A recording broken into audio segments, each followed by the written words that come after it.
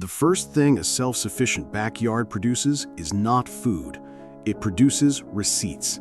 Soil, seeds, water storage, irrigation parts, tools, jars, batteries, repairs, small purchases that look harmless until you finally add them together. For this breakdown, these figures are not presented as receipts from one audited property. This is a one-year model for a modest suburban backyard, roughly 600 to 800 square feet of productive space, no livestock, no land purchase, and no labor cost. The question is simple. What does year one actually cost, and which expense quietly consumes more of the budget than most people expect? The model ends at $3,590 in first-year cash spending, but that number means nothing until you see where it went, because the most expensive item was not food, and the purchase that looked most impressive was not the one that delivered the most practical value. We're going to separate infrastructure from recurring costs, compare soil, water, tools, preservation, and backup energy, then look at what changes in year two when the foundation has already been built. If you want more practical survival breakdowns like this, subscribe, leave a like so the analysis reaches more people, and tell me in the comments which preparedness system you want examined next. The first piece of evidence is the budget itself, and it opens a second question. Which first-year purchase looks responsible on paper but gives the weakest return when the backyard is still small? Start with the growing area.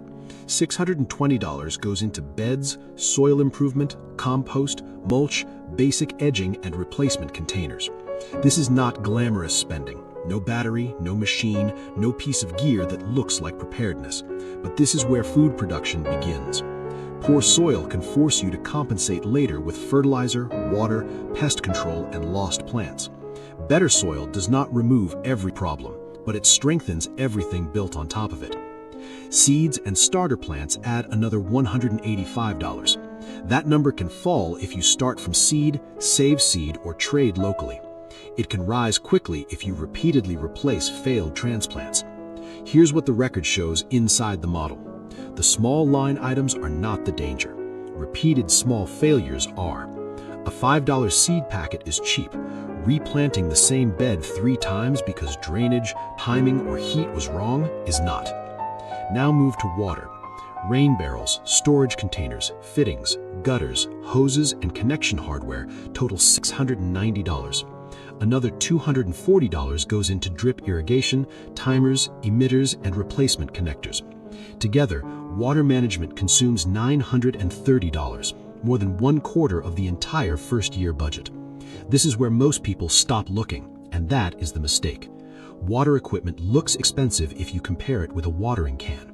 Compare it instead with moving water every day, missing irrigation during heat, and the fact that a productive garden becomes more demanding as it becomes more successful.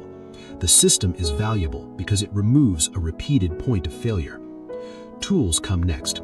$425 covers digging tools, pruners, hand tools, buckets, sharpening supplies, gloves, and repairs. The first-year rule is simple. Buy for frequency, not fantasy. If you use a tool every week, quality matters. If you use it once a season, borrowing or renting may preserve capital for the systems that keep producing. Food preservation adds $360. Jars, lids, a basic dehydrator or trays, freezer containers, labels, and shelving. At first glance, preservation looks secondary. Grow the food first, preserve it later. But knowing the rule is not enough. You need to know when the rule fails. A garden can produce more food than a household can use in a short window. Without preservation, abundance becomes waste. That opens the third question. Why do some people spend thousands building the production side of self-sufficiency, then lose value because they never build the storage side at the same time? Then there's energy. $780 goes toward a modest backup power setup, a portable power station or battery bank, charging accessories, small solar input, extension hardware, and basic lighting support. This is the largest single category. It is also the easiest to misunderstand. A battery does not grow food. It does not catch rain. It does not improve soil. Its value is indirect. It keeps selected tools, lights, communications, or small appliances functioning when normal power is unavailable. That can be useful, But usefulness is not the same as first-year return. For a small backyard, backup energy is the line item most likely to absorb capital before food and water systems are mature. One detail changes everything. If the objective is emergency resilience, backup power can be justified early. If the objective is reducing the cost of food production, it may belong later. Same equipment, different mission, different answer. Now add maintenance. $290 covers replacement fittings, soil amendments, pest barriers, mulch, seed starting mix, broken handles, and the failures that appear only after the project is being used. No self-sufficient system is self-maintaining. Wood rots, blades dull, hoses leak, and soil is depleted. A real budget needs a repair line. Preparation is not only about surviving a crisis, it is about building systems that help you become more resilient before that crisis happens. The self-sufficient backyard is a practical guide for food production, water, preservation, energy solutions, and off-grid projects for small properties. If you want to explore these systems, use the link in the description or the pinned comment. Now, back to the file. This brings us back to where we started. What expense quietly consumes more of the budget than expected? It is not the $780 backup power system. It is water management when you count the entire chain. Storage, fittings, distribution, drip lines, timers, and replacement parts bring the modeled water system to $930. That answers the first question. Every productive square foot creates a water obligation. The better question is not how cheap can I build this? It is which recurring obligation can I remove with one durable system? Now total the categories. Growing area and soil, $620. Seeds and starts, $185. Water capture and storage, $690. Drip irrigation, $240. Tools, $425. Preservation and storage, $360. Backup power, $780. Maintenance and replacements, $290. Total first-year outlay, $3,590. Now comes the number that causes the most confusion. What did the backyard make back? There is no honest universal answer. Climate, crop choices, food prices, harvest weight, and household habits change the result. So this model uses a replacement value estimate instead of pretending the garden generated cash.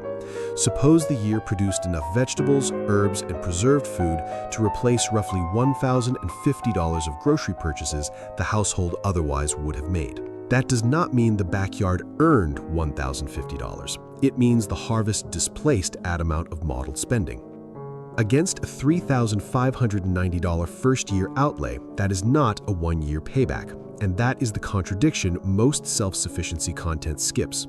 The first year is often an infrastructure year. You're buying future capacity. So compare year 2. If the beds, tools, water storage, irrigation, preservation equipment, and backup power remain, the budget changes. Recurring costs may fall towards seeds, compost, amendments, replacement parts, pest protection, and repairs. In this model, that recurring layer is roughly $600 to $800 if no major system fails. Now the economics look different. A garden that replaces around $1,000 of food while requiring about $700 of recurring inputs is using infrastructure that has already been paid for. That's how durable systems create value, through repeated use. Now we can close the second question. Which first-year purchase gave the weakest direct return?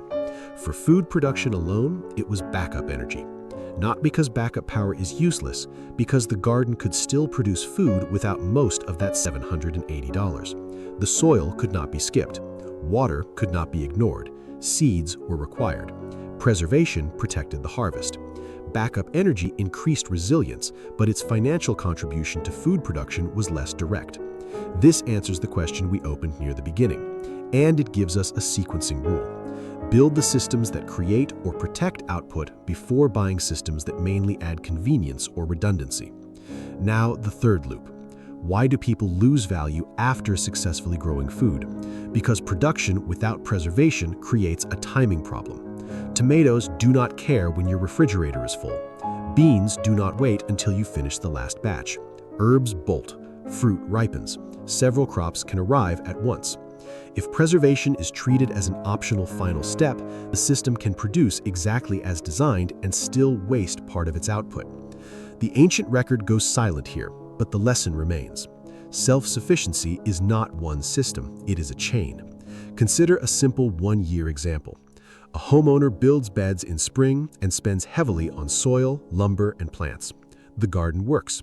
By midsummer, production accelerates, but watering is manual, so 2 hot weeks create stress and reduce yield. A drip system is added late. Then, the strongest harvest arrives. There are more tomatoes, peppers, and herbs than the household can use fresh. Preservation equipment was not in the original budget, so jars, lids, and storage supplies are purchased at peak harvest. Then a storm causes a short outage. The backup battery performs perfectly. Lights stay on, phones stay charged, and the hierarchy becomes clear. The expensive battery solved an occasional problem. The late irrigation system solved a daily problem. The preservation equipment protected output that had already consumed months of work. All 3 were useful, but they were not equally valuable at the same stage. The solution for year 2 is not to buy more of everything, it is to sequence the system. First, protect soil. Second, secure reliable water. Third, match crop volume to what the household actually eats. Fourth, build preservation capacity before peak harvest. Fifth, add backup energy according to the loads that truly matter. And keep a repair budget from the beginning. That turns preparedness from a shopping list into an operating system. One final point. A self-sufficient backyard should not be judged only by whether year 1 beats the grocery store on price. If that's the only measure, a new garden with new infrastructure can look inefficient. The better questions are different. How much food can the space repeatedly produce? How much water does it require? How much harvest can be stored instead of wasted? And how much of year 1 spending will still be working in year 3? That's the real cost breakdown.